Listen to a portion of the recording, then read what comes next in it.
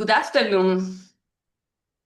Good afternoon, and welcome to the last day of the Business Skill Lab training under the framework of Nishati project. It's a pleasure to have you again in a very high number. We are accepting many times every time new participants. Today we have again Studio Santi as a trainer, but a new person, new member of Studio Santi, Jacopo Licheri. Welcome. And I think personally, this is a topic totally new also for me. We will approach the idea of business in a different point of view. So introducing the tools, the software you can use for I suppose, the creation of your idea, of your project, and your idea of business. Looking also at the new technologies, the new software, so the AI, etc. I would like to start this lesson showing you you are in front of you a short slide.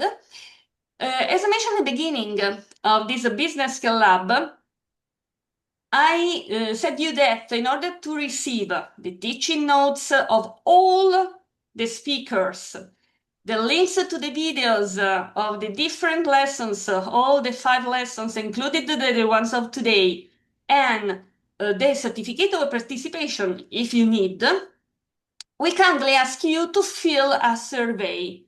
This is a survey to evaluate your opinion, so to collect your opinion about this learning opportunity, and also because it's mandatory for us being the Nishati an European project. So we need to provide the European Commission evidence of the impact of our activities.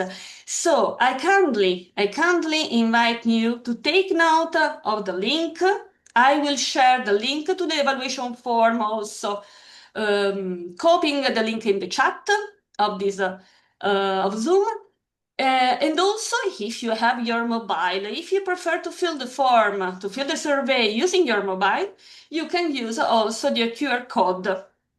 So please fill the form. We will give you another 5 minutes, an opportunity now to fill the form also during this lesson, giving you 5 minutes, 10 minutes during the break.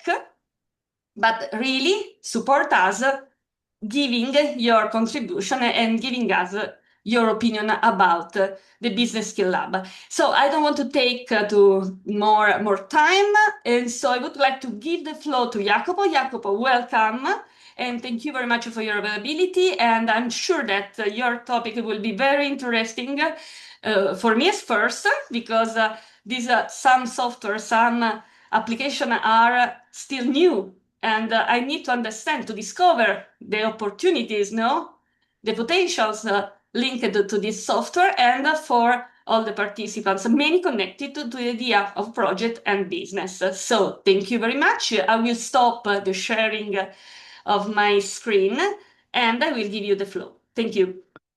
Thank you, Katyusha. Thank you very much. I will share now the presentation, and then I present also myself. 1 second.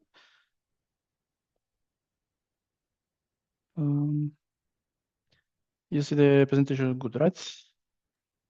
Yes, we can see. No. Nice to meet you, everybody. I'm Jacopo Licheri. I'm a business development manager for Studio Santi. So I'm basically an energy engineer that tries to invent himself as a business development manager, sales manager. So I'm already kind of stepping out of my comfort zone, like every entrepreneur should do. So you will also step out of your comfort zone anytime that you will try to develop a new company, because you might be expert of something that gives you the initial idea, but then there are so many aspects in the business that you will not be familiar with. You will need help. Normally, we get help from our team members, from our co-founders, from our employees. There is also the possibility to get help from AI. I don't know how many of you have used AI, but this is one of the first things that we'll discover, because we have a short survey in the next slide coming. Basically, what is my journey with AI?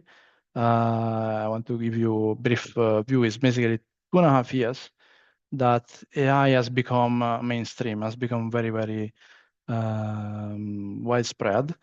It started with me listening on the public radio of Switzerland, where I live. This public radio is normally very, very, very boring. It's one of the most boring thing that you can listen, but it gives you the news of the country. So that's why I listened to it. And then they started to discuss AI every single morning. Every single morning. It was beginning of 2024. And then I said, okay, this is interesting. I'm interested, and I want to see more, right? What it is. And then I started to try tools.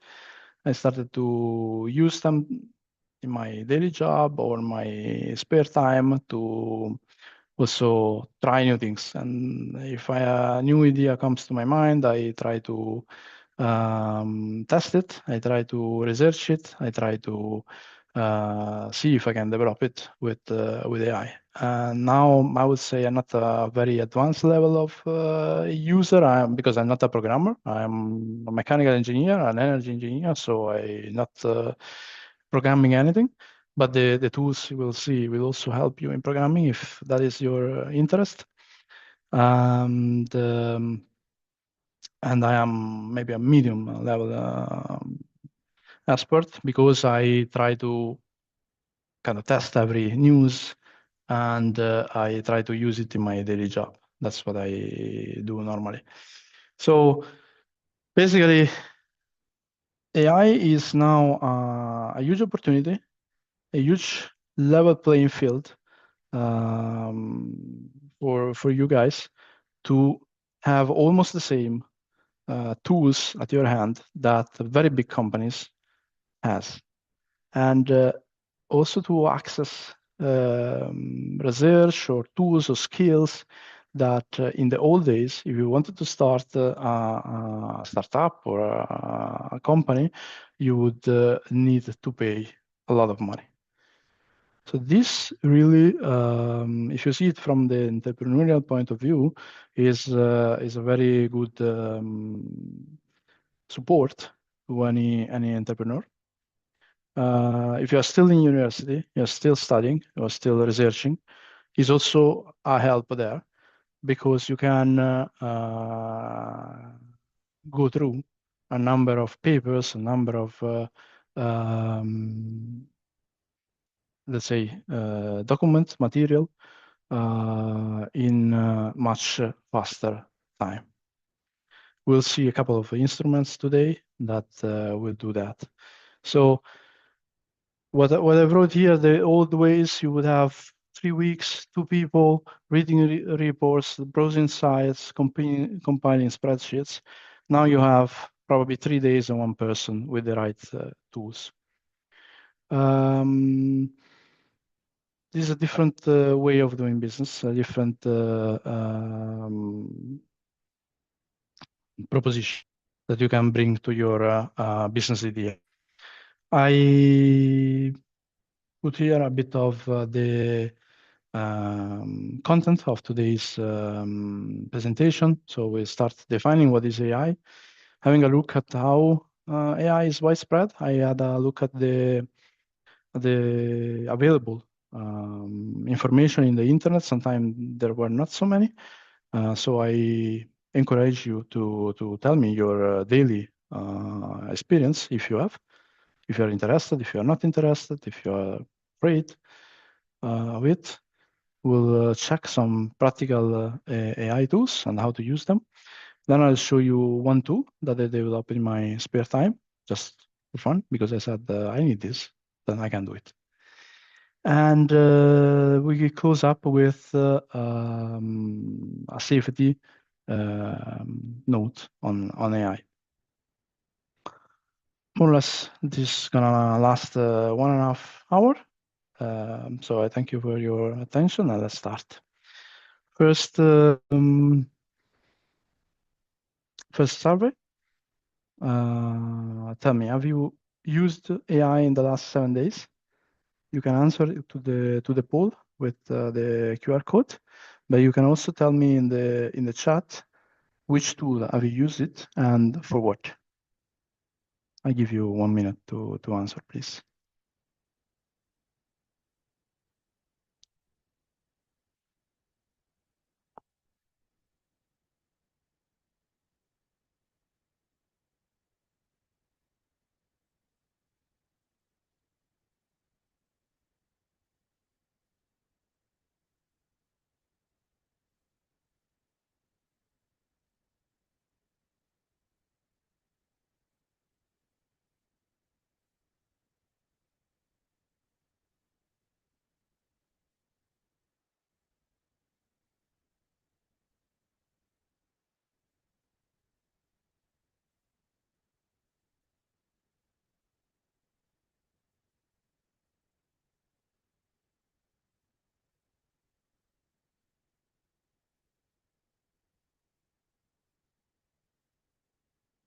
Okay, I see that also from the answer in the chat, most of you said yes every day.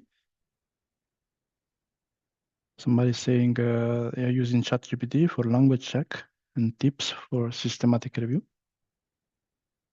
Somebody use DeepSeek.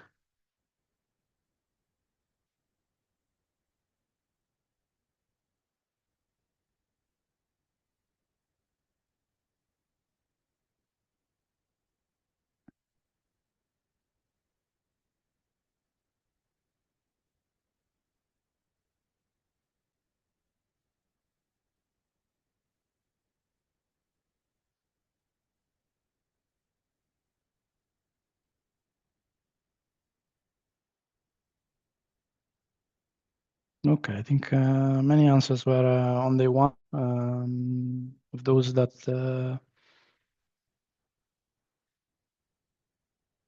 answer it. Somebody said I use 50% every day by AI. Okay, interesting, and this is something that we'll find also in our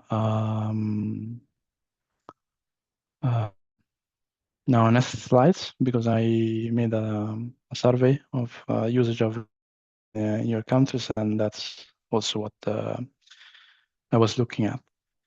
So part one of the lesson will start to define what is AI, what it does. It's something that changes every day. You know, every week at least some new tool that gets published, or an update of the tool that does dramatically enhanced things.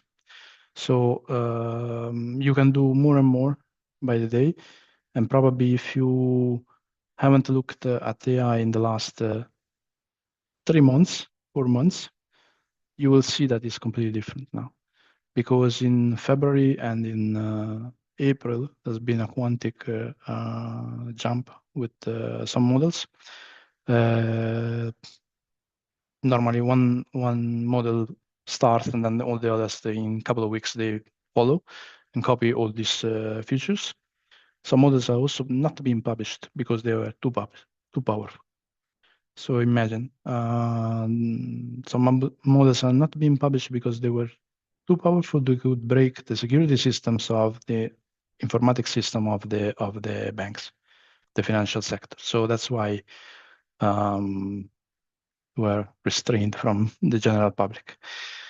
Let's go one step further. Basically, what is AI? AI is a computer system that perform tasks that are normally associated with human intelligence: understanding language, recognizing patterns, making prediction, generating content. The key word is task. Okay, AI is a collection of task solvers, not one thinking machine. Okay, so intelligence in that sense is misleading. Okay, so is not a real person, is not really talking to you and giving you real advice. For that, you still have to rely on people. But if you want to do something fast, from filling a survey to filling a form to creating a business plan to creating an Excel file to create a presentation, anything that can be done in the office normally, it is something that can be done. It needs your direction, it needs your thinking, it needs your skills in certain way. I will tell you why. But it dramatically accelerates the speed to which you can achieve the goal that you want. Okay. Now, AI does most of the apps, most of the software that we have, they do one thing very well. And this is why I will name a few in this lesson, because depending on your field, depending on what you need to do, you might not need one tool but another. And you will be better served to use a certain tool to do a certain thing and another tool to do other things. I'm, for example, very experienced with tools that generate Word document, Excel document, PowerPoint, because that's what I do during my daily job. I don't do anything creative, so I don't do social media, I don't do marketing, I don't do videos. I do images only with my daughter, so we generate images of unicorns and horses. But apart from that, I'm not very good in that. So I will explain you what I can do. I'll explain you there are some software that I know about other fields. You can ask me if you have any question in the chat about a particular field. I may know it already, otherwise I will tell you later. But obviously, I explain to you better what I use daily. Certain things, as I said, were done very well by one tool in particular, or by several tools that compete with each other. Now, the general AI, or what is called AGI, will come. Some say in a few months, some say in a couple of years, but still, it will come. Let's see if it will be manageable enough that can be released to the public. This is not 100% sure. As I was saying, already now some systems were not released. Some systems are used only by governments or by their military departments.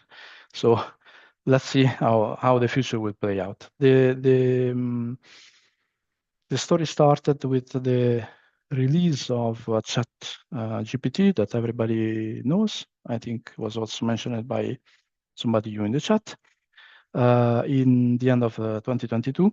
And it was such a huge success that in 2 months reached 100 million users. Okay, so that was the beginning of the exploration of the opening of AI tools to the public. Now, what does one of those LLMs, chatbots, do? You know, how they are trained. They are trained with everything that was possible to be found, okay, in the web, and also with paper books. So there was one company that was buying old books, and they were basically scanning the old books of any type, of any fiction and any genre that you can imagine, to feed their model, train their model.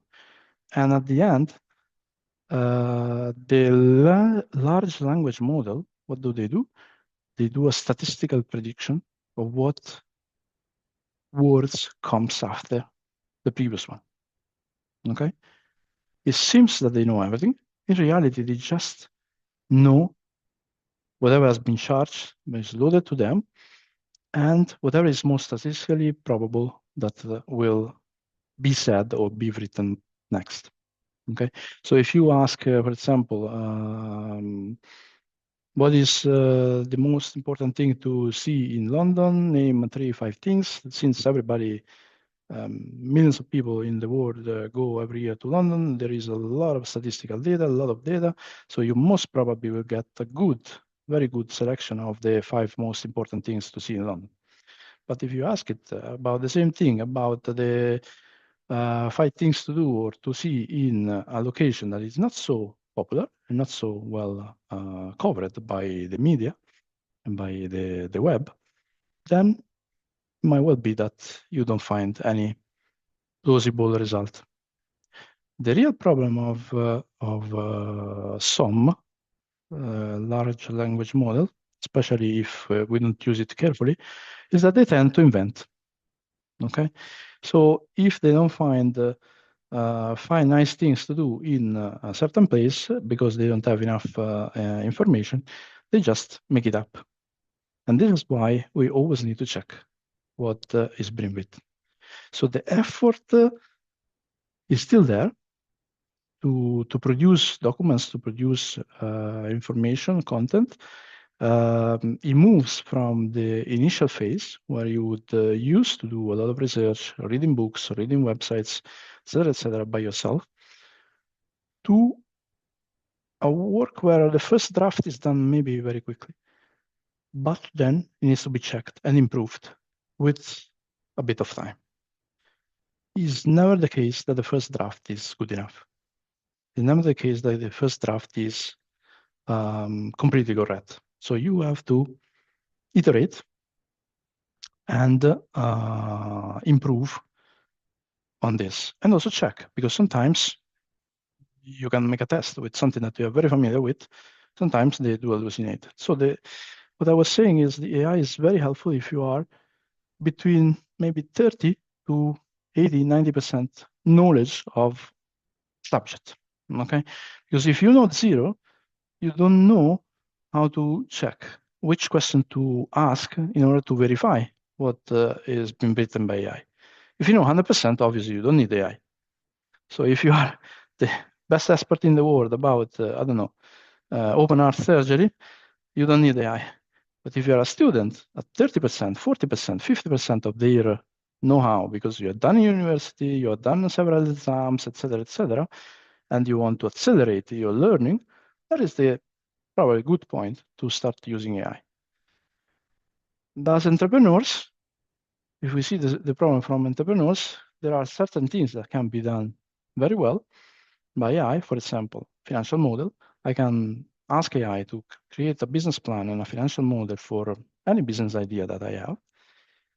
Whether all the initial hypotheses are correct or not, this is something that you need to spend time on and check.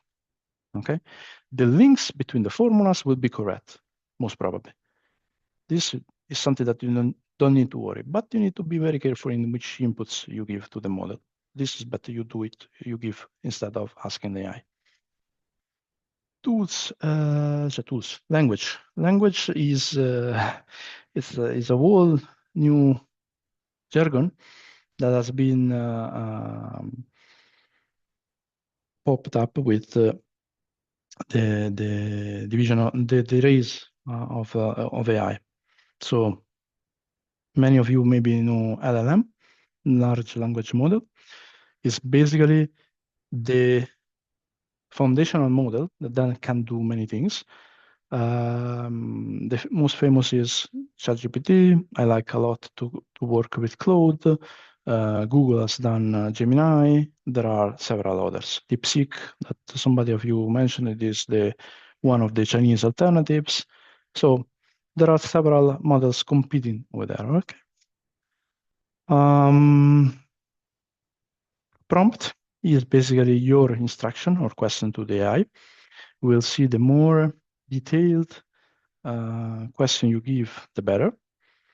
So it can also there be an iterative job, okay? Because mostly probably in the beginning, you have an idea, you want to check it, and you want to check it quickly. So you don't spend too much time on the first question that you give. But then it pays off to improve on the question, to detail better, and to run the research or task that you asked for a second or third time. And the more you know, the more you can add details.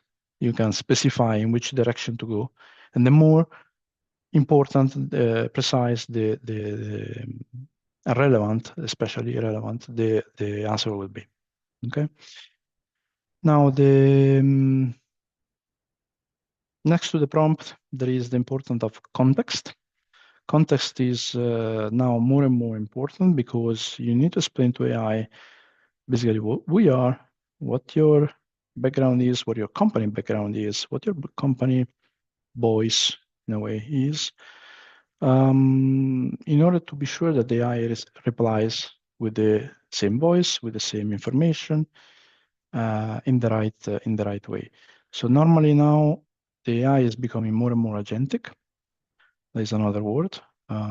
So it doesn't need so much hand-holding or step-by-step questioning as it was maybe 1 year ago. Now it needs more context in order to understand how to arrive to the goal, because the agentic AI, that is the new type of AI that is popped up in the last 3-4 months,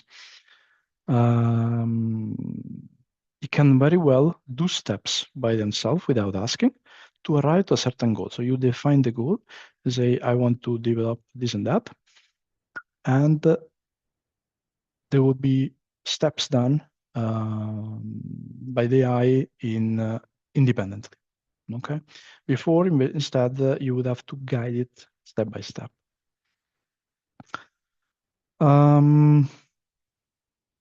Hallucination, we discussed. AI sometimes invent the information. The two models I use the most, I use them exactly because I don't want the model to hallucinate. I work as an engineer. I work with real data, with real problems. So I'm not writing science fiction novels, and I need to be based exactly on the data that I give or on data that are not invented. Okay. If you want to write a sci-fi novel, then there is other tools. Agent we discussed. Generative is basically either create content, text, images, audio, code. Multimodal is an AI that can take more than one type of input. So basically you can feed papers, websites, videos, podcast, whatever kind of input to the same AI, to the same brain, and it can, let's say, work on that. It can accept all this kind of input. In the beginning, it was mostly text input. Some other were more trained on video. Some other were more geared to use other inputs. I left out two things. One is token. That is basically the kind of currency of AI.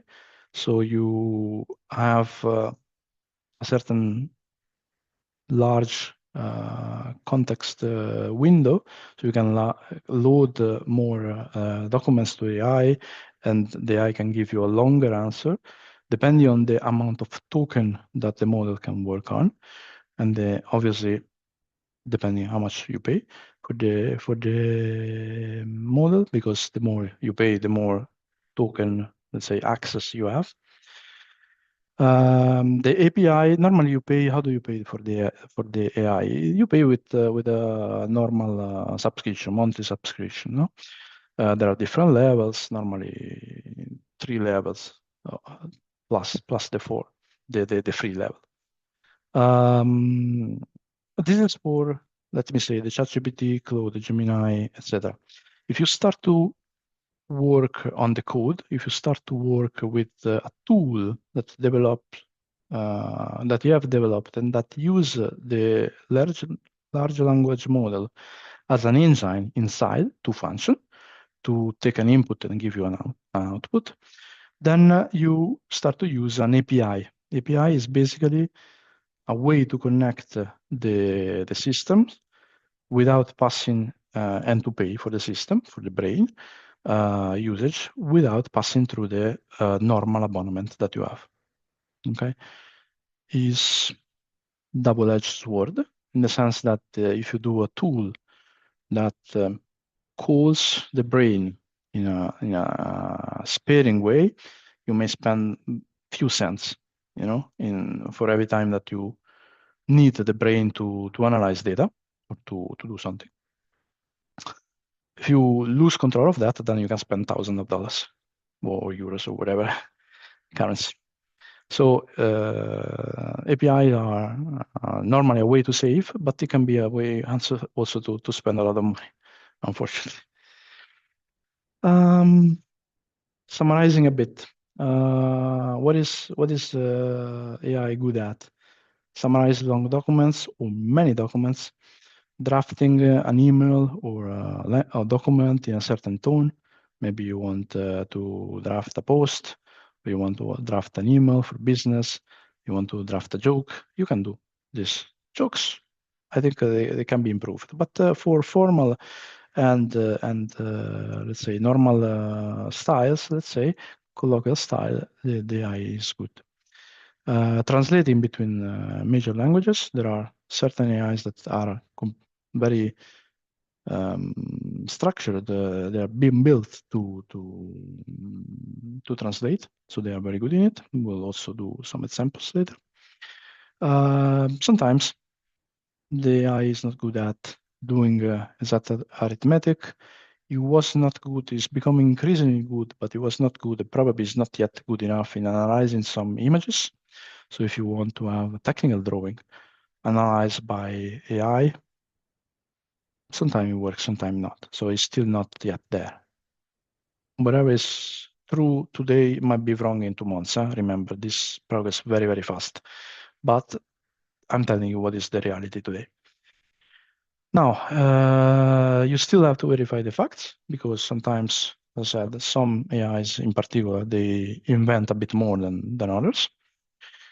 And hallucinate and tend to please the user, tend to give him anyway an answer even when there is no answer, and it would be more honest as a person to say, no, I don't know, sorry, this part I don't know, I cannot state it, I cannot judge, I don't have enough knowledge. But sometimes the AI doesn't behave like in this kind of human way, you know. And obviously, replace judgment. This they never can do. So the AI is a tool that you can use to go wherever you want to go to achieve your goal.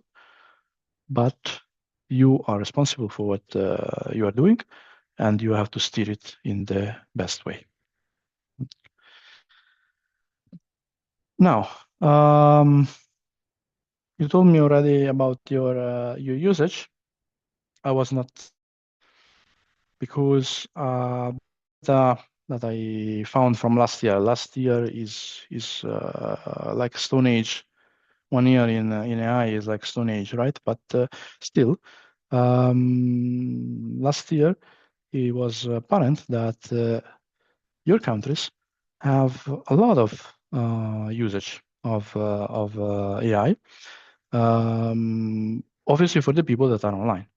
People that are online and are mostly people that use the mobile, like in Tanzania, 99% of the internet access is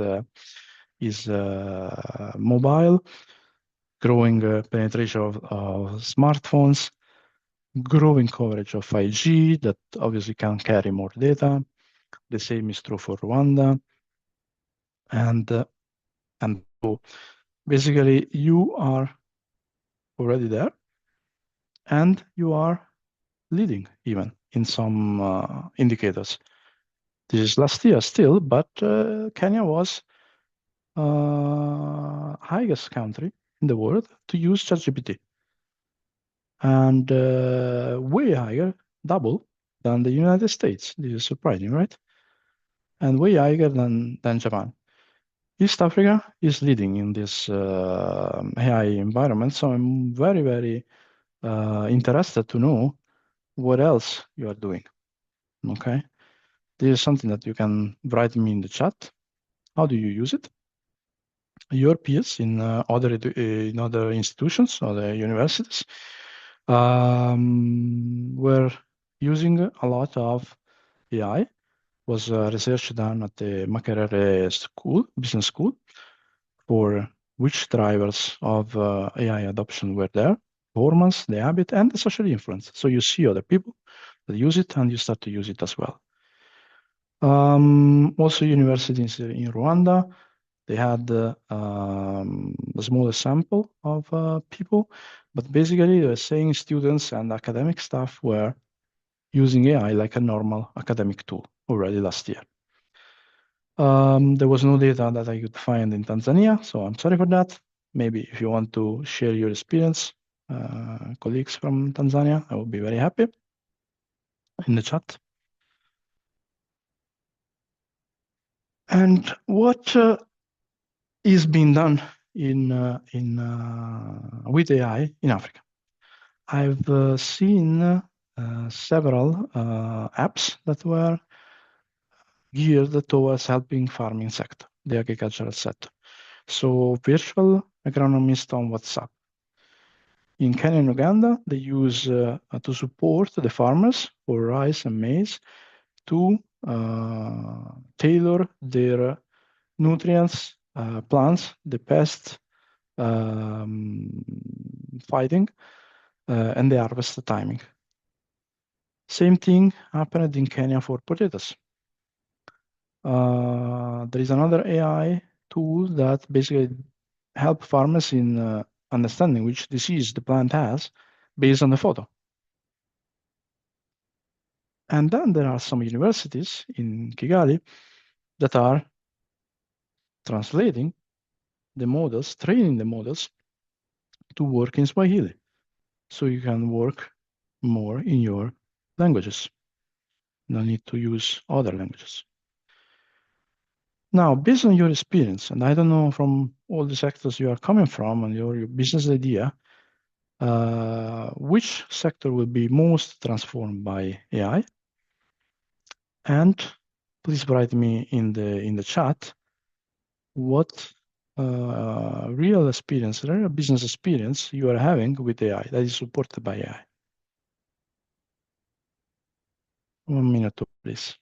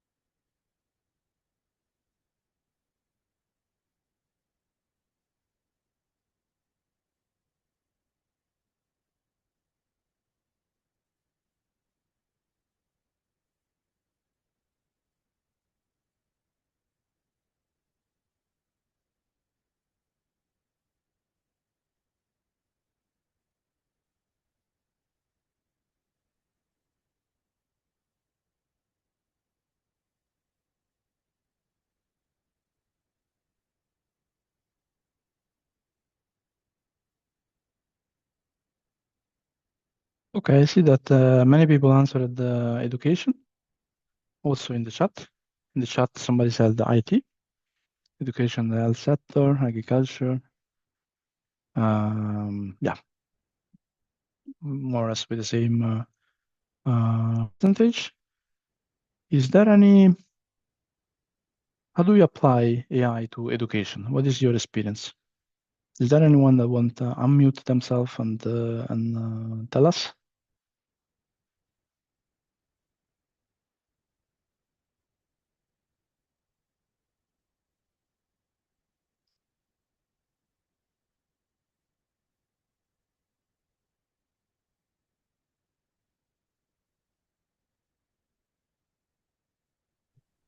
Okay, can I be the one, please? The question. So I see that many people see AI. How are you already using it to support your education, to support the teaching, or to support learning? What is your experience? Yeah, thank you very much. First of all, I thank for this session, and in my opinion, I see that in education, AI is very important and it is very transformative because AI is going in our daily life. It helps in our research as students as well. It helps us to develop our knowledge. It helps us to find other alternatives of finding solutions, which means that in education, we really need this AI because it is very essential. It is a tool which is very essential to make researches mainly, and also it helps learners and or students, of course, to try being familiar with technology. Yeah, thank you very much. That's my opinion. And I think that in education, we have to focus also on how we can use this AI in education, but in positive manner, because we have seen that most of the students, they are using this AI the most more than they use their own mind, which means this AI is not supposed to disturb our own thinking. We have to use it as an extra, but also try to make and find uh, the answers. For instance, because we know that when a lecturer give questions or assignments to students, sometimes they use AI, which is not good. Let's use this AI just to find our own way, but we don't have to let AI decide for us. Thank you. Thank you, Olivier. Thank you for your experience and your take. I to use the brain first.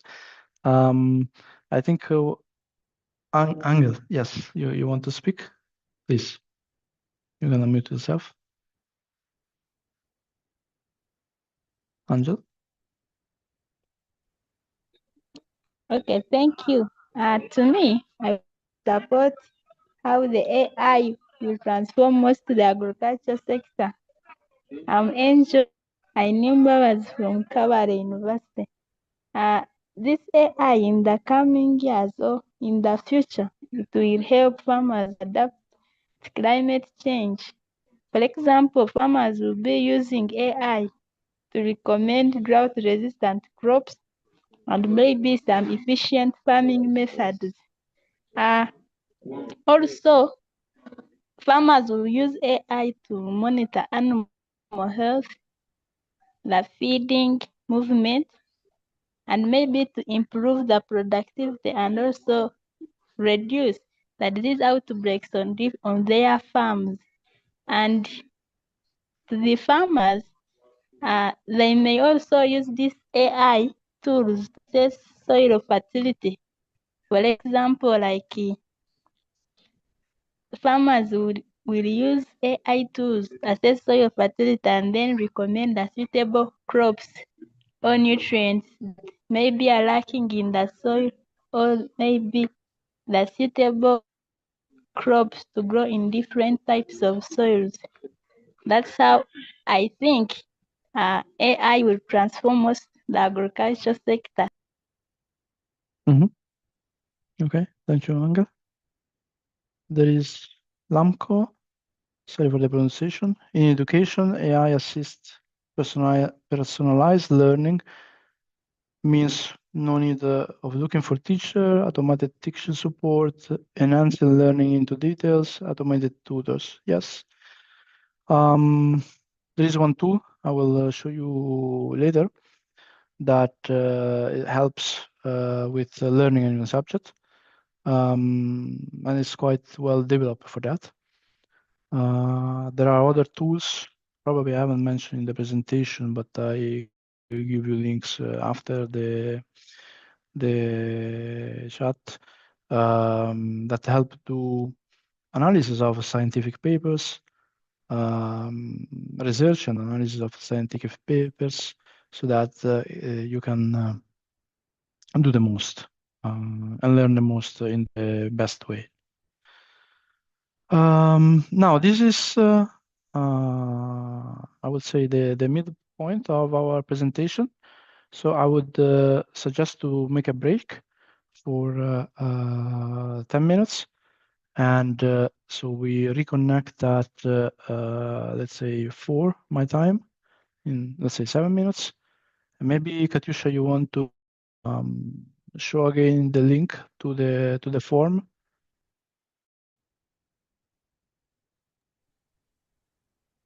Kat left us for a few minutes. Let me do it on her behalf. Okay. 1 second. You have it? Okay. Yeah, let me just get it. Thank you, Benedetta. Mhm.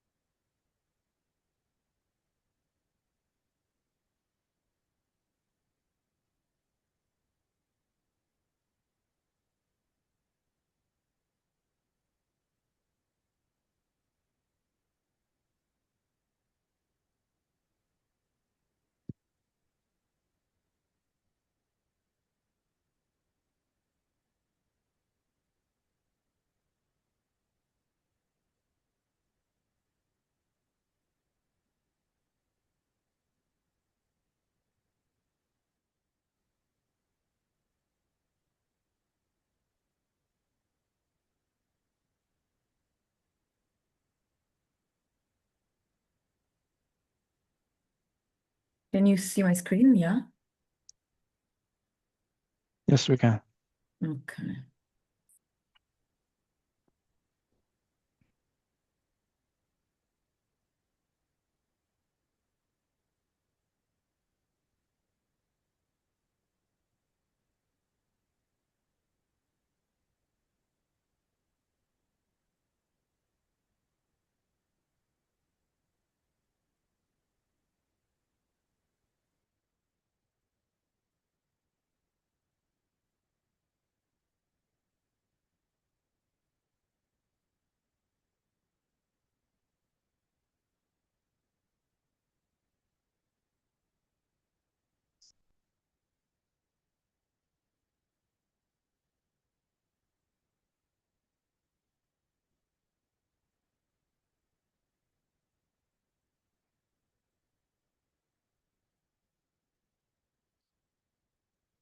Still 3 minutes to fill in the form, please.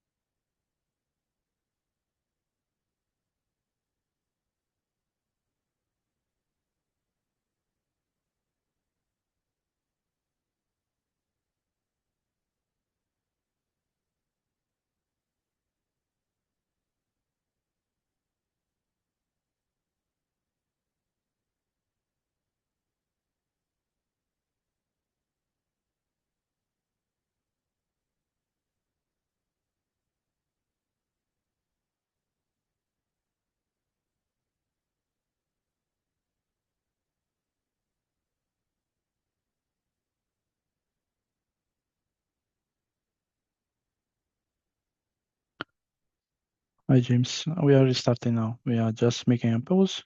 You can click the evaluation form in case you didn't do it before.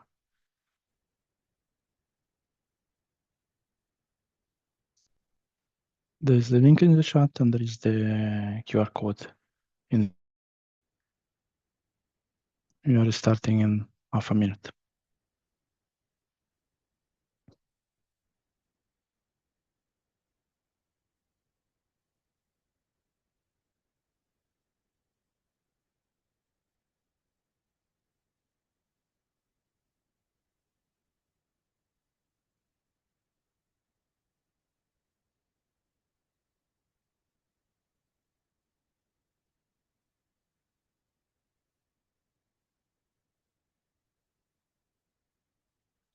Okay, let's restart. And those of you that didn't have the time to share the form, to fill the form yet, will have another opportunity to do so at the end. I will now come back to the presentation. There was another message while we were waiting. Okay, Benedetta, if you can reshare the evaluation form on the chat, please, because seems somebody had some network issues.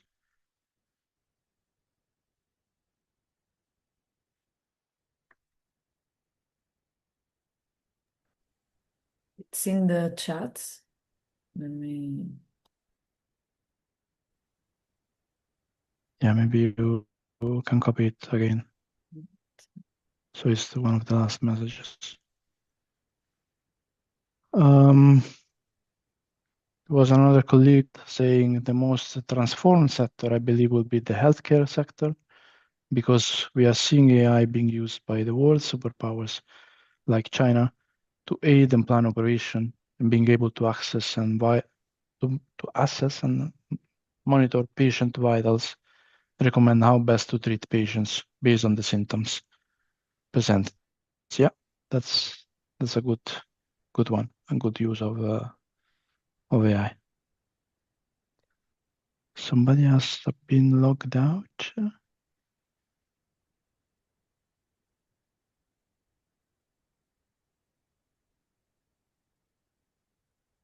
Isaac, I hope you were able to solve the issue. If not, please write again.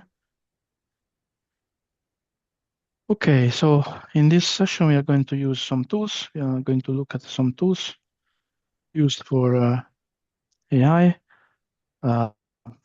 practical tools, and how to use them in the best way. We give examples.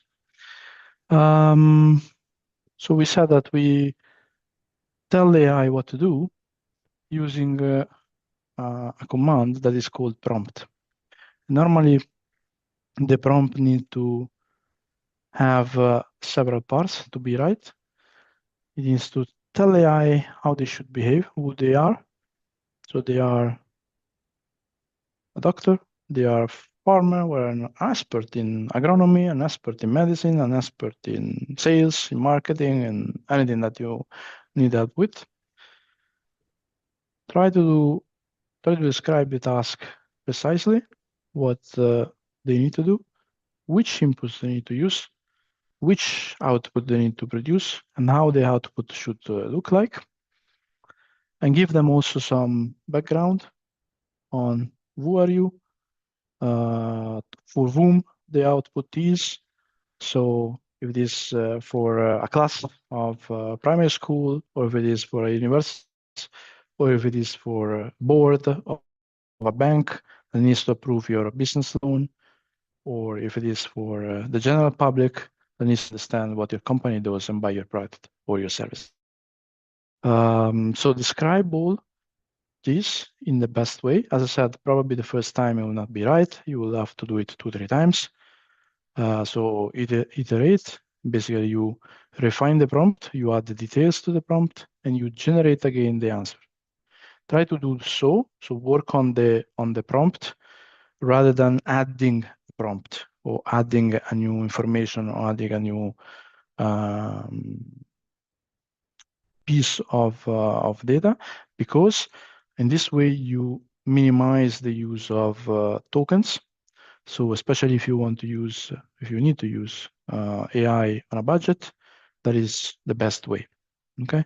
Also give them some constraints, what kind of word they use, they cannot use, the language they need to use in terms not only of English or Swahili or French or Spanish, but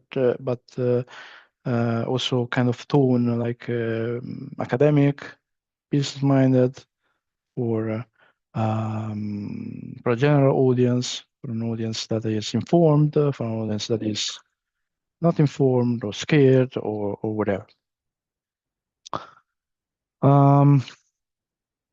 Obviously, vague, not too defined prompt will not give you a very good answer. Will give you a result that is too generic, that is sometimes clearly written by AI. So you will have to iterate on this, right? For example, you could say you are a senior engineer, you are do, and in this case, client update on the project authorization, on the permitting. You need to describe it technical, so you have to use some words and some language as detailed as you are used to do. And maybe you want to say you have to use a bullet point list, and you have to this in 1 minute from the client. Okay.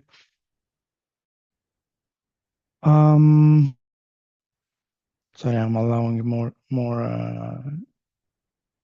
colleagues to enter.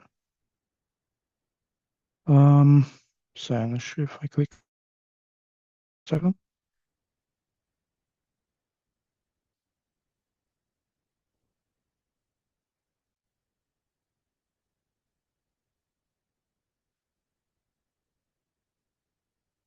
Okay, was okay. Let me share again.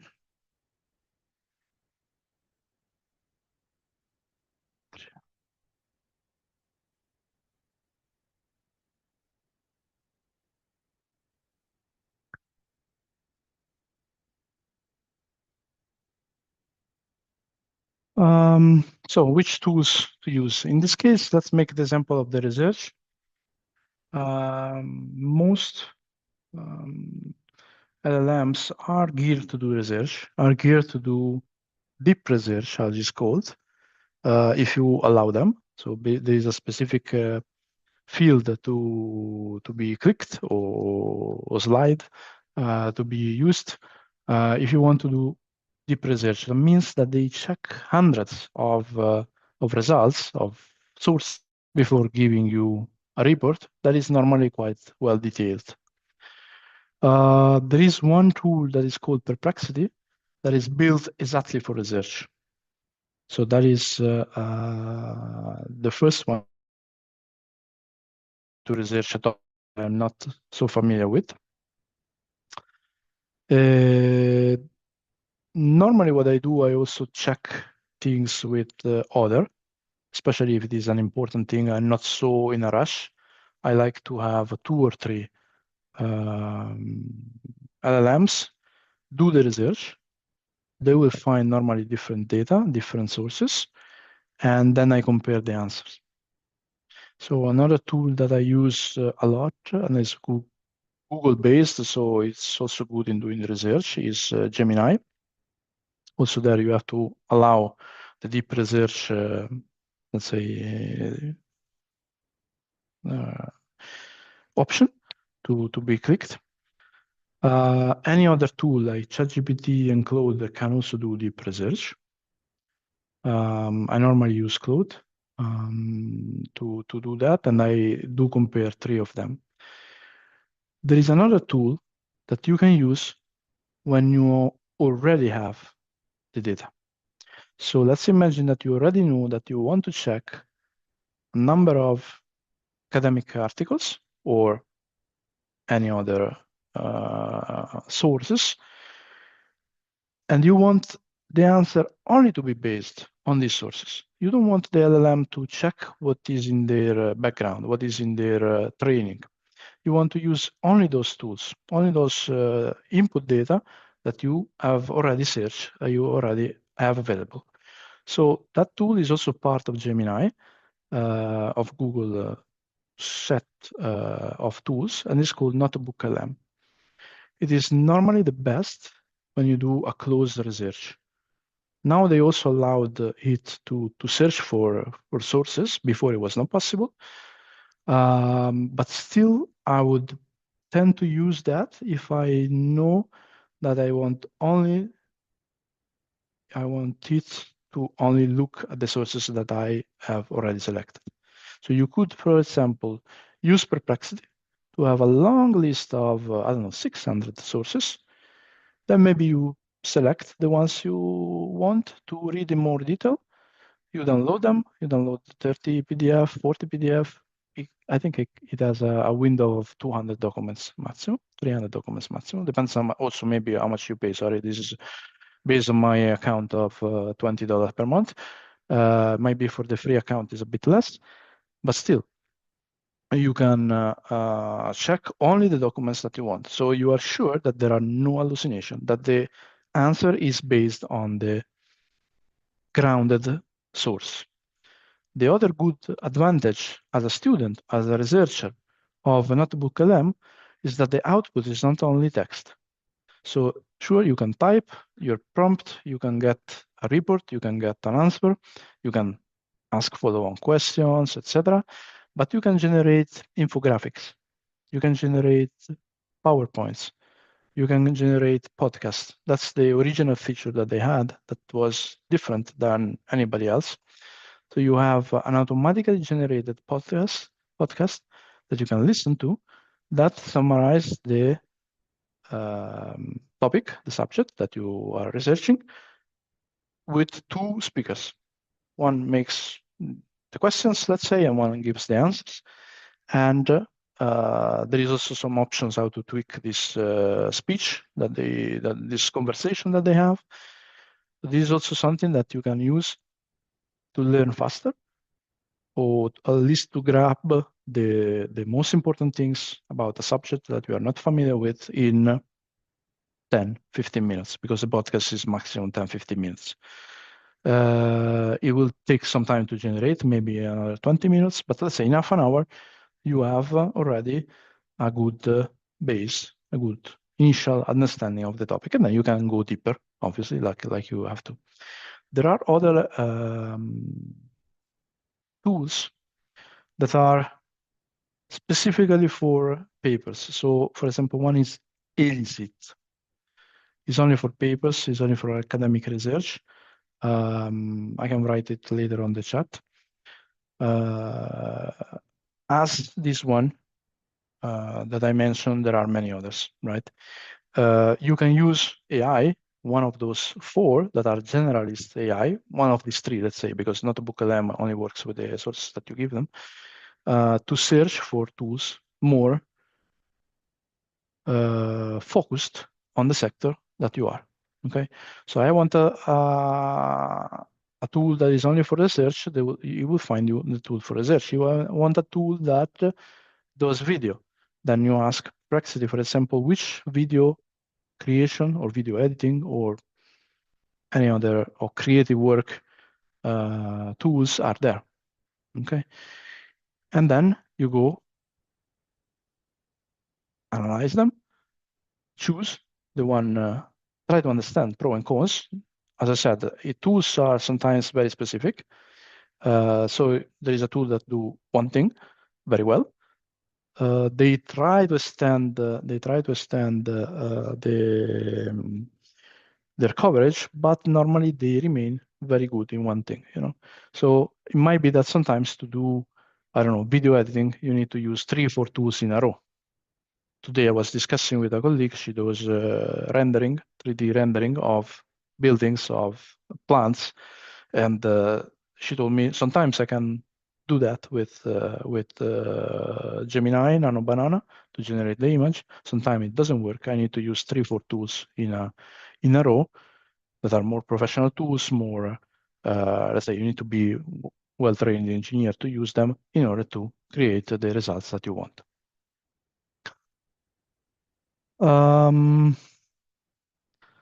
We said general purpose tool, ChatGPT, Claude, Gemini.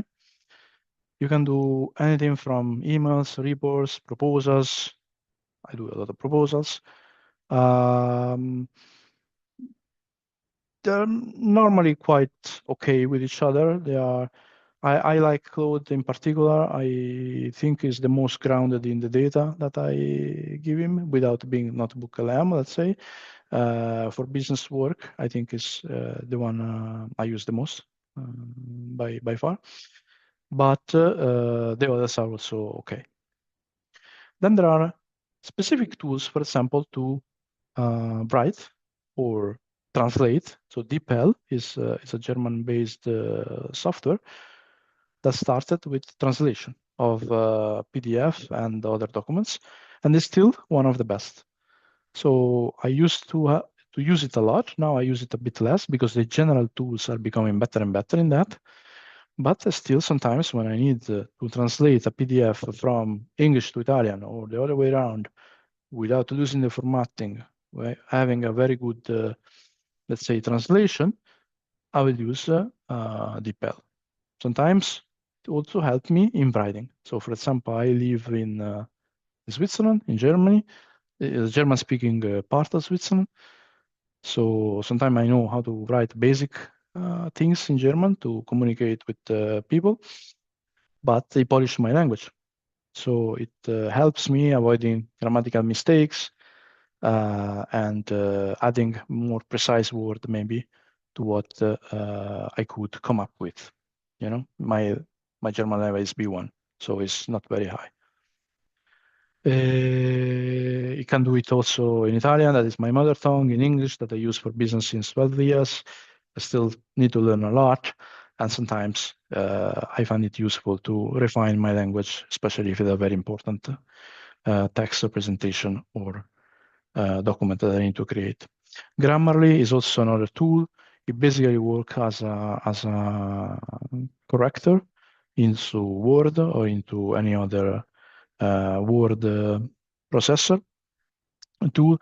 Also there is embedded in the app, in the Word app, etc., and then it improves the text line by line. So what you can do is to have a first draft with the general tools and then improve the result with specialized tools. So this is what normally is my workflow. Another thing that I do, and you will do probably as a business owner, you have to present. You have to present your business idea to clients, partners, suppliers, banks, any kind of stakeholder that you will have. Some tools now, for example, Claude does presentations. It does it in a graphically not super exciting way, but it does it well. For this presentation, I didn't need to invent the graphic because the graphic was already imposed by the Nishati framework template. So I could concentrate only on the text, and the text was done with Claude. If I need to invent also the graphic element, I would use Gamma, that I was using a lot last year to do brochures, to do presentations, to pass from one format to another. So I do a presentation, but then I need a brochure, or I need a web page, a single landing page for my business idea. Gamma is able to do that. Canva is another tool used a lot for creative work, images, infographics, etc. I'm not too much into creative work, so I know that it exists. I haven't used it too much. Napkin is nice. It does diagrams and infographics. So being a technical person, I like it because it can explain difficult concept to persons that have not the same level of technical understanding in the subject you are talking to. So in my subject is energy engineering, but other you can discuss about other subjects as well.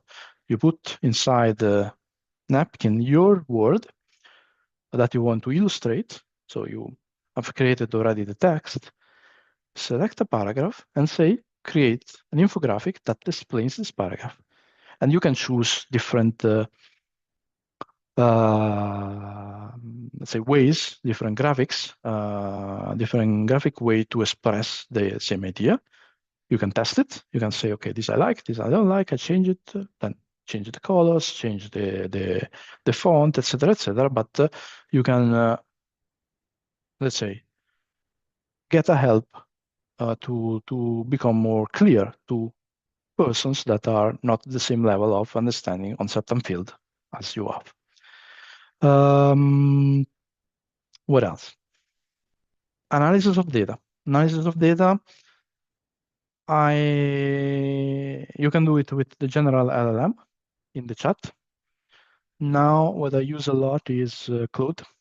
Claude has released a plugin for Excel. So if you have a Claude account, you add the plugin to your Excel, and you'll basically log in to your Claude account, and you can analyze the data, fill in the data, change the format, do a graph, or do whatever you want, or even create an Excel from scratch.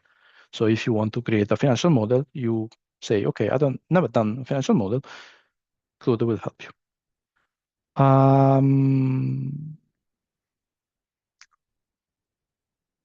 There are more specific tools. There are also Copilot tools in Excel, in Microsoft. Normally, Copilot is not super good, but is becoming better because it has made an agreement with Claude, so it will work with the Claude brain underneath. Obviously, there are more, let's say, advanced tools for coding and for analysis of the graphs with code tools. I don't use that, and I think unless you are really in IT or very deep into statistics, you will not need it. Many things can be done with the normal general LLMs. Then there is a new thing that I want to show you also how it has been applied later. That is, anybody can build an app, because now basically you can give a natural language command to an LLM, and it will generate the code in any language. Normally it's Python, but in any language that you need. It will even suggest you which language is the best for whatever you want to do. So I mentioned some here. Lovable is quite famous. Cursor is from Cursor is also quite famous. Then there are the Claude Code, the ChatGPT, Codex. Every LLM has his own version of that. Basically, I never used a very specific thing. I use a lot Claude, but I don't use Claude Code. I use Claude normally, and it does apps, not only web pages, but apps. So I want, for example, to do one thing. I'll show you later. In my weekend, in my spare time, I'll create a tool specific for it. Now, what is the future of agent? Now we'll get back to coding and vibe coding later. What is the future of LLMs? From being a chatbot, one question, one answer, you drive a lot the conversation. To being agentic, we discussed this already in the previous moment, in the previous session. Basically, you give it a goal. It will plan how many steps it needs to execute in order to achieve the goal. Sometimes it will ask you clarification questions. Actually, you need to ask it to remember to ask you clarification questions, because sometimes the initial goal can be achieved in different ways. And it will execute a number of steps, 10, 15, 20, I don't know, depending on how much is needed to do the steps, to achieve the goal. Okay. Now, this is something that I am still exploring, to be honest with you. I've done an agent for contacting people on LinkedIn. So you still get some manual input from myself in the sense that I filter out the people I want to contact, say people in the energy sector in East Africa. You will load, download the list of the people. You will analyze what this person does, his role, his company, his latest posts on LinkedIn. So whatever is, discussing, whatever is his last achievements, his last questions, last comments, etc. And then I will draft an email, a LinkedIn message to contact this person saying, "Hi, I'm Jacopo. I'm doing this, or I like that you have done this. How we can cooperate, etc., etc." So we start a discussion by itself, and not only start a discussion by sending the first message, but it checks if a reply has been given. If it has been given the reply, it will have a second message to send or a third message to send. If it also there not received first reply, it will send a second message to kind of reactivate the contact. Okay, so this is a relatively simple thing that basically works by itself. I built it once. I'm not looking at it since 3-4 weeks for sure. Now I have to remember to say, okay, I contacted enough people in East Africa. I probably finished them. I contacted them all. I got some mixed replies. Now let's go to West Africa, for example. No, so I need to still launch it or to do whatever task I asked him to do, but afterwards it does by itself. Also, there are agents. Every large language model company is developing these agents. ChatGPT, Copilot, Manus, Claude, etc. For example, 2 days ago, I haven't yet tried because I'm traveling, so I didn't have any time to test it. Claude launched a small medium business agent system. So basically, you use this system and it checks if it needs to send your invoice, it does your marketing, it does everything that is needed to a small, medium business to function. It's astonishing. I cannot wait to try it, but as soon as I have time. Now I am becoming the bottleneck. So, ideas for next week. What do you want to do in the next week? I put here some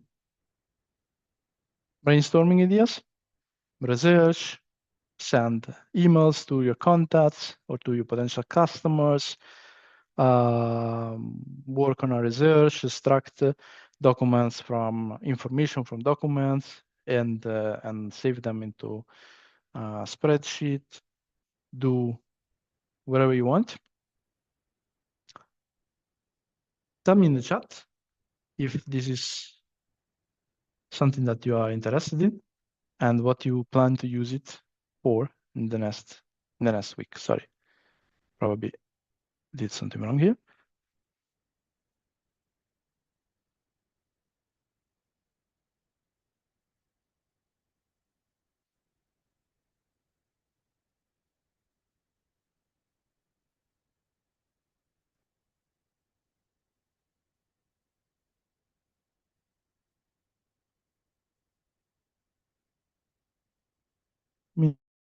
Dennis, for sure, you will be getting this from Katyusha at the end of the webinar. Is there anybody that wants to share their ideas on the chat, please, about what you like to do?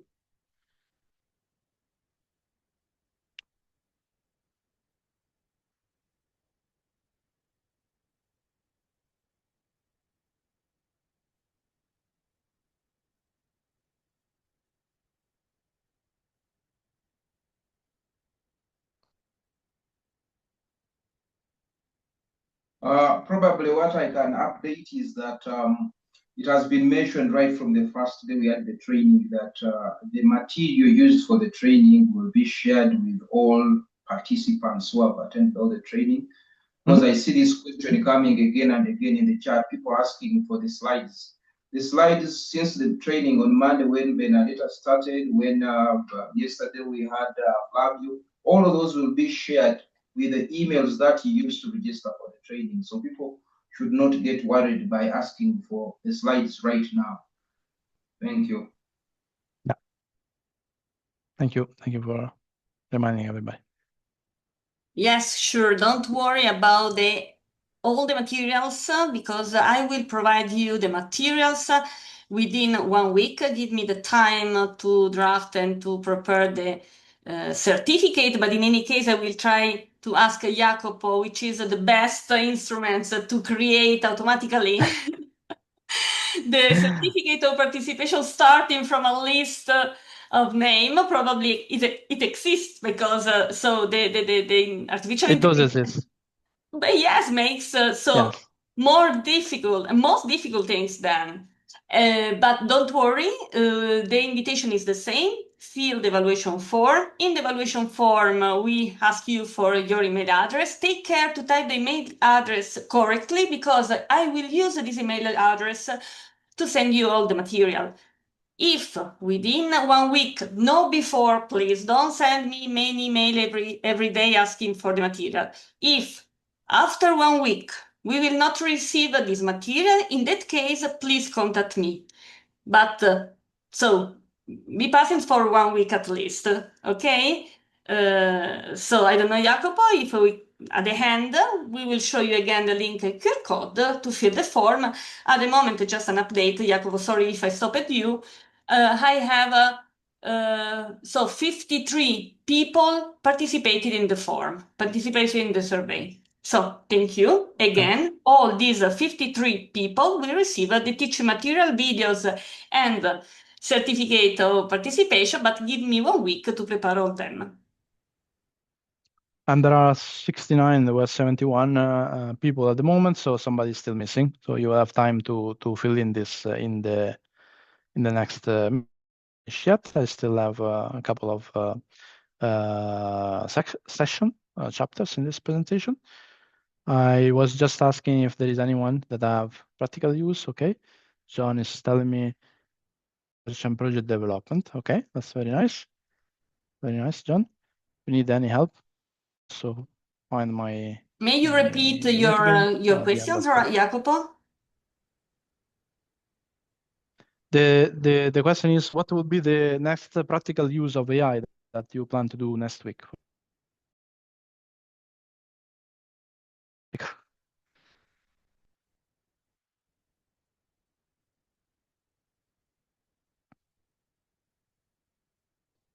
Meantime, I go forward while you write in the chat. We can discuss what's the next small break.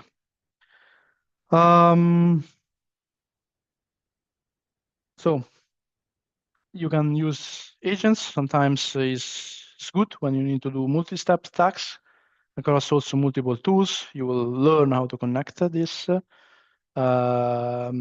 will use the agents many times when you want to do something very boring. Okay, so categorize your emails into folders, fill in forms, do something that is very repetitive and normally very boring.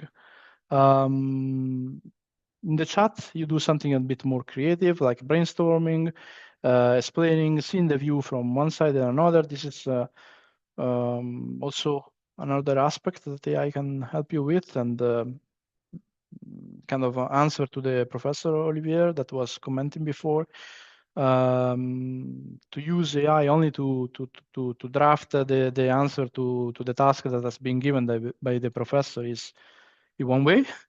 But the other way, more productive maybe of using AI is to use it to list pros and cons or view from one side and from the other side of the same subject or the same argument.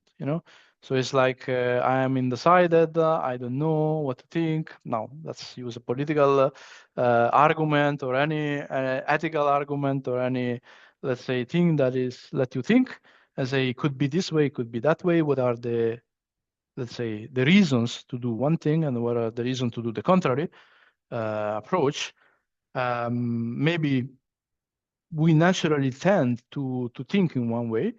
The AI could help us to say, okay, how do the people that see this differently than me actually see it? What are the pros and cons that they see? What are the advantages that they see? You know, so I can try to get a bit out of myself and see the reality from another people, from another point of view.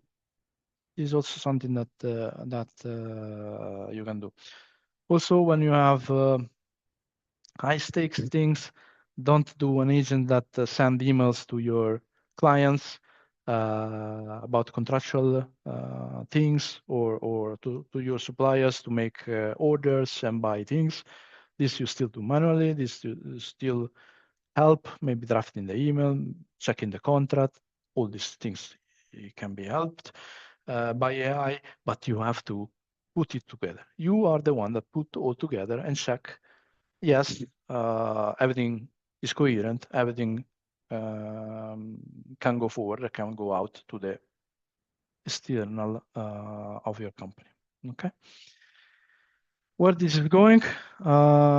Agents, development of agents, multi-agents that work with each other. Also there, it costs a bit of money, so depends. If you are a student, most probably will not be using that as a first step. Browsers that can basically browse the web and make selection, even purchases by themselves. Languages that get added into the large language model. Products and apps. This is what we built ourselves. That we see a need, we see some use, and we see, okay, let's do it. Okay. So how could this work? I have an idea. Normally, I have even my apps on my phone. So I'm walking. Sometimes when I walk, my ideas flow better. Then I write something on the code, for example, and I ask first question, let's say brainstorming verification. Then I can search data. I can search data with Perplexity. I can summarize it with Notebook, LM, etc. I can then take this and say, okay, let's draft a business plan. Let's draft a marketing copy. Let's draft a brochure. Okay. And then I can do a presentation. I can do any other graphical thing, for example, with Gamma. This is an example of a workflow from the first idea to a brochure, marketing, a website, anything that presents this idea to the world that can be done in half a day. It doesn't need days. It doesn't need many people. Obviously, if it is a small thing, you can do it all by yourself. If it is something that you need help from other colleagues, because you might see the technical aspect, somebody else can see the marketing aspect, somebody else can see the social aspect, etc. And you have to put more of you together, but still the tools can help you do a better job and fast. This tool all costs money. Normally they have a free tier. You can do up to a certain point with a free tier. There is a second tier that is $20 roundabout for each of these tools. Also there you can do a bit more.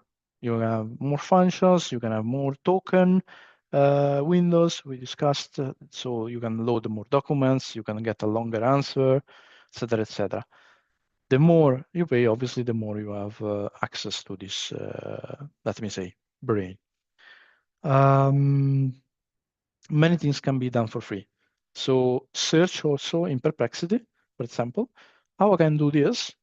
It will give you some paid options, but many times give you options that have a free tier that is large enough for a startup. For example, I am using a tool to send emails to people, and there is a free tier of 3,000 people. Okay, so 3,000 emails. As a startup, I don't send it in 1 month. I don't need it. So I can do a lot of work and test really the idea, the market, etc., before having to pay something. Obviously, you need to do some research and maybe use 2-3 different tools. Now, I want to show you something that I built in 3 weekends. Okay, it's a tool that I had the need of just for myself. I wanted to summarize YouTube videos, because now there are millions of people, hundreds of people, let's say, or thousands of people that do very interesting YouTube videos about new technologies that are being released with AI, but only simply we live in very turbulent times geopolitically. So I want to know why this war happened, or what will be the let me say the effect, the rip-off effect of what is happening right now. I want to check different opinions. For example, geopolitics is one of my personal interests. I don't work in geopolitics, so I created a tool. I hear myself twice. I don't know if somebody needs to mute themselves. Now I am gonna share with you this. Let me go back to this. Yeah. So I created this tool, and I hope you can see it. It's basically a web page. It's a landing page that is called DistillTube. Okay, DistillTube started to summarize long videos. Now I added also articles, because I also receive a lot of nice newsletters from people that I would like to use. But in reality, I don't have any time to read. I don't. I'm already doing a lot of work, and I don't have time. So I said, okay, I can use this tool to summarize everything into an audio that I can listen in 10 minutes instead of listening for 3 hours of a video. Unless it's a comedian that I want to hear, okay, fine. Then I listen everything of it. But it is geopolitical analysis. Maybe I can summarize the key points in 10 minutes, and it still is good enough for me to know what's going on in the world. So it's it paste any link from YouTube, or from Substack, Medium, LinkedIn, any article, long form article. It checks the transcript, it checks the text, and then it summarizes it for you in both text form and video and the audio. It is in 17 languages. There are no too many African languages there, so you can suggest me which one would be nice to have, please. You can also save it on iPhone as a link, as an app. Basically, you get a free tier. You don't have to worry about the money now, and you can log in with Google, so it's very easy. I will now summarize it. Let's see if he remembers my password. Otherwise, I just log in with Google. No, let's log in with Google. I want to show you how it works. Now the landing page is it's easy, but the code underneath is what took me actually three weeks to build.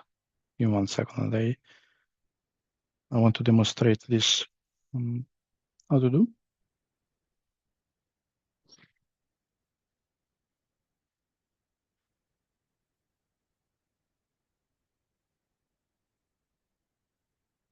For some reason, my internet connection is not what it should be. Okay, now it's coming.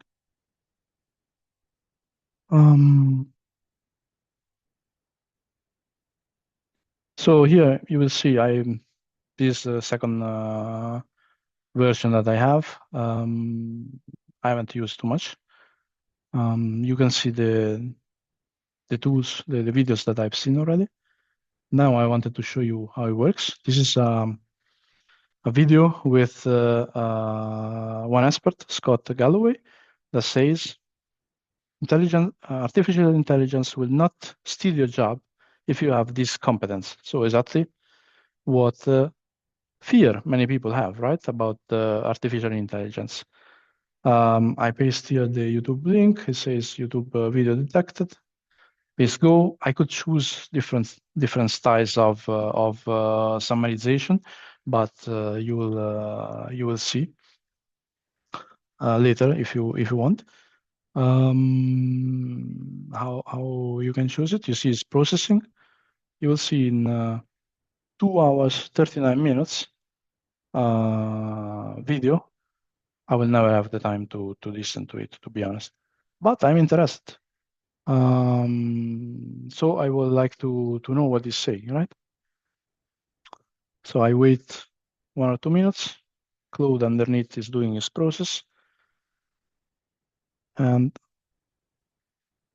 it's ready.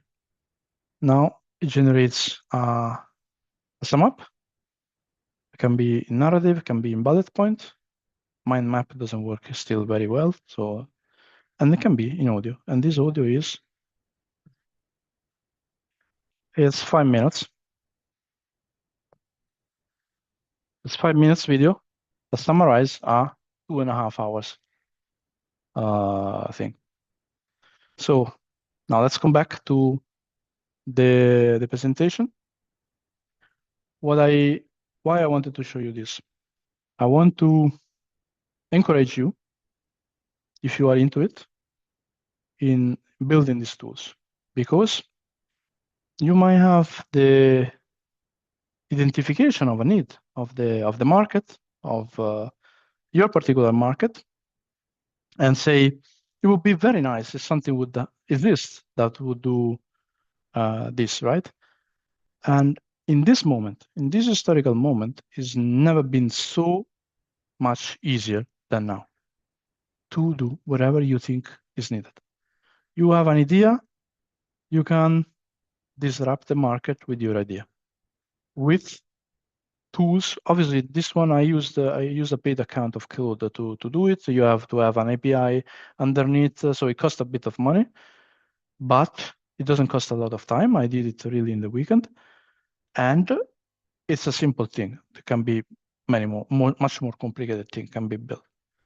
So my idea is, you as entrepreneurs, you may start like I did in this case, from your personal need, saying it would really be nice if I have something that saved my time in this way, or help me in any other way. Maybe you hit the jackpot, you spot a need that other people would be willing to pay for it, and you start from there. Okay. Now, building the tools, it's easy if you have the access to the LLMs. What is a new skill that is very difficult, that is more difficult, is the marketing. Okay, so this is something that I, for example, need to learn. I don't know anything about marketing, especially marketing of apps, marketing of digital tools. I always work on the energy side. I know how to sell engineering services. I know how to sell plants maybe, but not marketing apps. So is this something that you always learn? You always have something new to learn. And with AI, it's a bit easier than venture in different things. I would never have done any tool that needed programming before AI. Okay. So later, if you want, I can share the screen, the link to the tool. If you want to try it, test it, give me feedback. There is a feedback button inside. You will send me a WhatsApp message directly. So I read all of them and I act on it very quickly. Now, last part of our discussion, safety. This is the most important part of our discussion, actually. Consider that normally AI free tools, they do use your data to train the model. Okay, so don't share personal data. Don't share your personal IDs, password, credit card numbers, API numbers, medical data, etc., etc. Don't share even data of your customers. So if you need to do a presentation for customer X, maybe you change the name, maybe you change the situation, and then by hand you change it to the real one at the end. So there is then the other aspect of data where they reside, mostly in the US. There is a market for people that want to develop servers and a service, IT service that stays in the country. Okay, so for example, in Switzerland, there is a browser and an application provider that says our data stays in your data, the clients stays in Switzerland. Okay, this is another business idea, for example. Try to anonymize. This is it. If you are not in doubt, do not share it. Okay. This we said already in the beginning. AI unfortunately tend to please you as the user because they want you to be continuing using it. Okay, so the large language model, unless you really set it up to be critical, to be finding the flaws in your reasoning, finding the problems in your ideas, etc., they do invent things and they do paint a rosier picture that it is. Okay, so do check citations to papers. Unless you use NotebookLM, that is done exactly in that purpose, only with the data that you use it. Numbers, important numbers, any number that is below your business plan, that is the foundation of your business plan, do check it. Do research with one, with the other, etc. Different LLMs might give you different answers. Then you know that something is not wrong, something is not correct. There is something that I haven't said, one specific LLMs for socials. So for example, Grok, that I personally don't use and not so much into social. But if you want to know what is happening and what the people think, what is the, let's say, social aspects of things, Grok is a good one to see. Also, Perplexity has an option to research on social networks. So it goes and research on Reddit or other things. This is good, for example, to check your customer needs. But otherwise, you might get data that are made up, that are not correct. So please do check, especially if you are in legal, if you are in medical, this is very important, but I'm in engineering, this is also important because if something doesn't work at the end in my plant, then I'm still responsible for it. AI does the research, go and open the source, go and open the real document, the input document, and check the number, check the understanding of the AI. Sometimes you discover that you need to do this iteration that we are discussing 2-3 times to really verify the facts. Okay. AI accelerates the work, but you stay accountable for it. Okay. So don't get too carried away with the easiness of getting something out of AI. There is significant work after a first, second draft is done to really polish it and check it and verify it.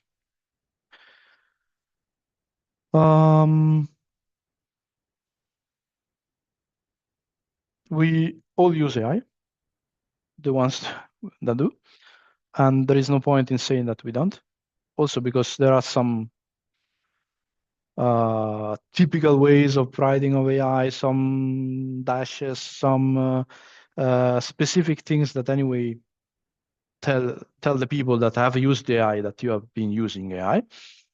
So there is no point saying that. I think not saying that, not sharing that. So be open about it. I think is anyway how the world is going. you are at the beginning of your career, the next 50 years will be all about this. So as in the beginning of my career, there was one computer, started the search engines, started the emails, everybody started to use search engines. There was no shame on it. There is also no shame in using AI. Just be open about it, okay? Every company, any university, any institution have different rules, what you can use, which tool you can use, which information you can use for AI. You have to know the rules of your institution, or you have to make your own if you are a startup entrepreneur. Okay.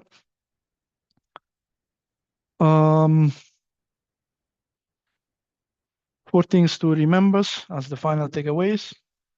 AI does not replace you, your ethic, your values, your judgment, your soul. Okay.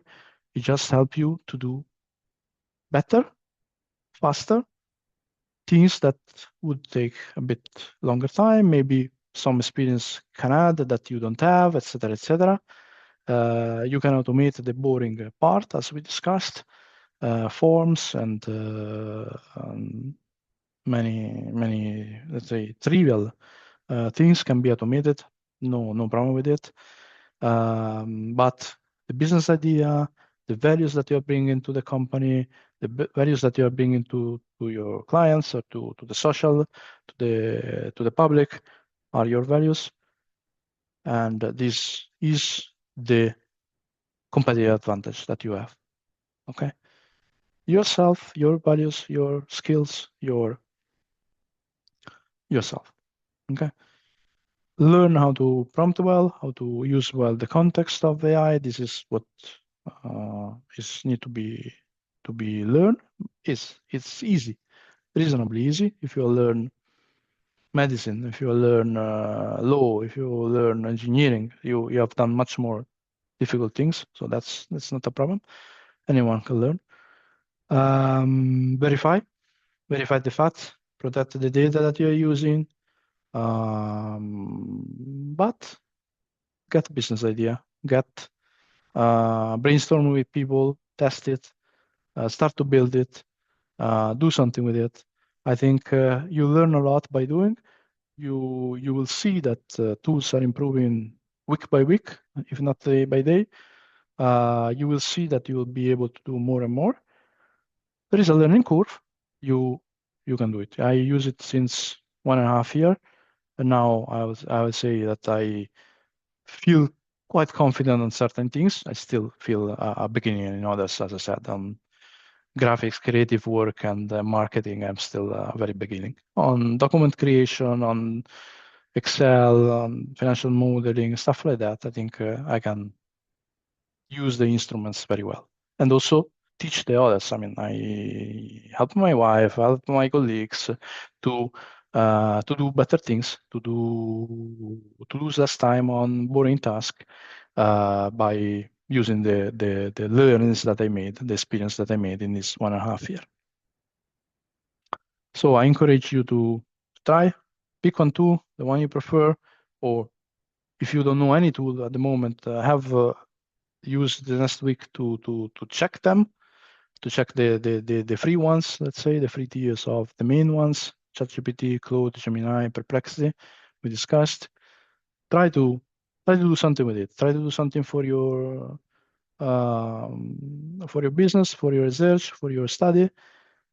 Try to do something that is at the moment painful for you, boring, etc. And you think this could be done better, could be done faster. Okay, so try to put it in use. There is, let's say, no instruction manual. You have to experiment sometimes which tool works better, in which way, etc., etc. And then in 1 or 2 months, you will become a master of that. Okay. So last poll, which is the one thing that you will try next week.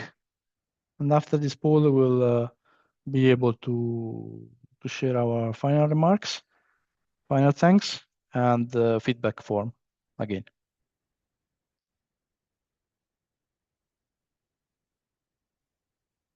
your answers, please.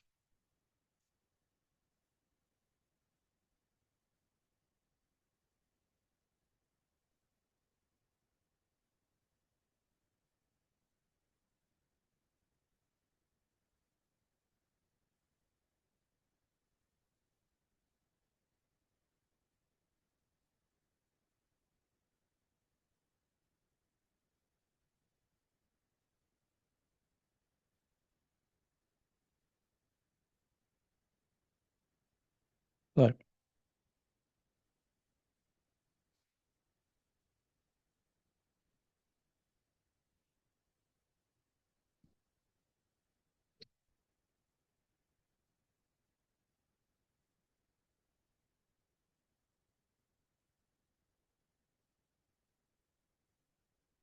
Okay, so Eriakim said that I'll use in academic research.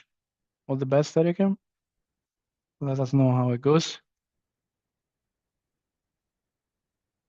Okay, to tool name and use, please say something specific in the chat.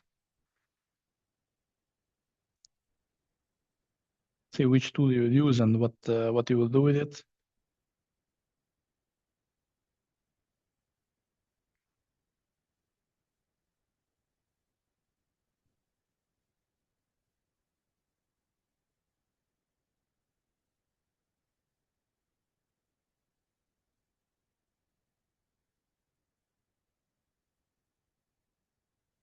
Copilot. Use it for reconciliation. Okay. Interesting. Thank you, Dennis.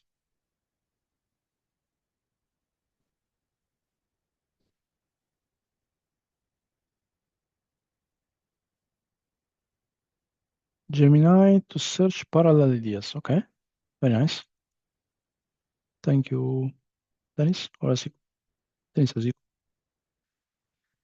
ChatGPT for architectural render and research. Wow. Okay. Architectural render is nice. It's one of the most advanced uses that you can do of AI. Bravo, bravo, Santo.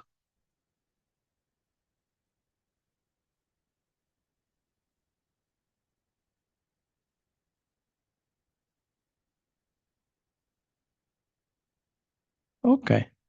Use ChatGPT to summarize the PDF about the budget in the ministry. Okay, that's very nice. Malia, maybe you get ideas how to save some budget or use budget differently. Nice. Or to apply for some budget or some funding for your business idea. Don't know.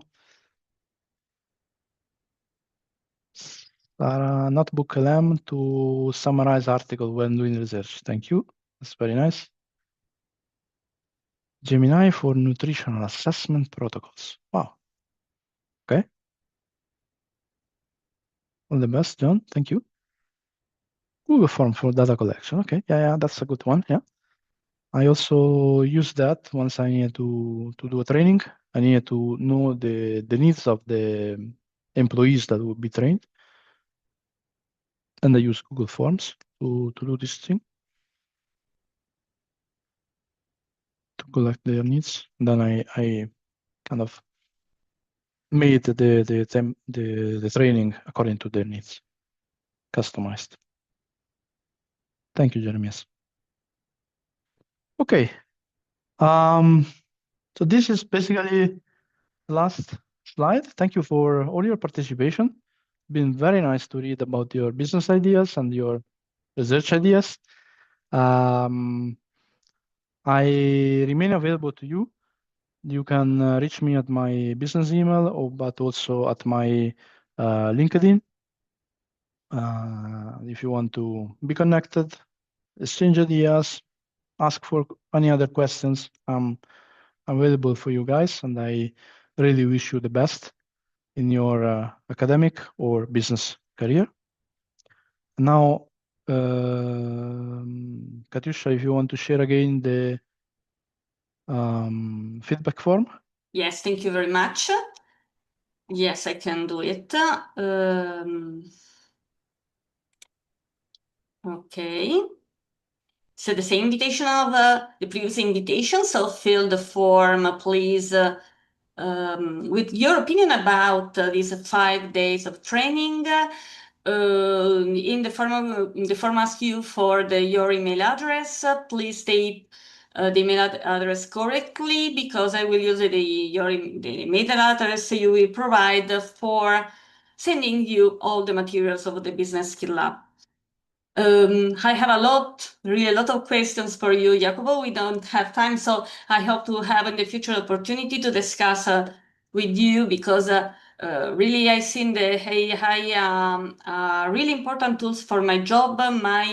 My theory is that going ahead in the future, the AI will replace my job, and so I I need that really, because, for example, one of my activities, the design, no, of a proposal for European coal. But just now, no, the European Commission received a lot of proposals clearly